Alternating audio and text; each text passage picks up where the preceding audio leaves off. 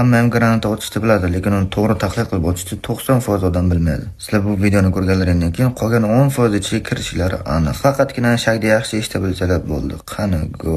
Vaziyat tushuntiraman. Eventda 1-2 qolganman va chap tomondan shak eshitildi.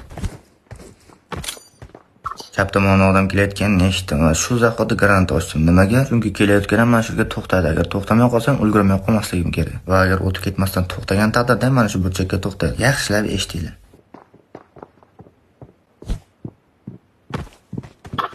Ichkaridan odam kelayotganini eshitdim. Sizlar ham eshitinglar degan umiddaman va kelishdan oldin granatani ochaman va yaqinga kelib qolganda ham shoshilib qolmanglar.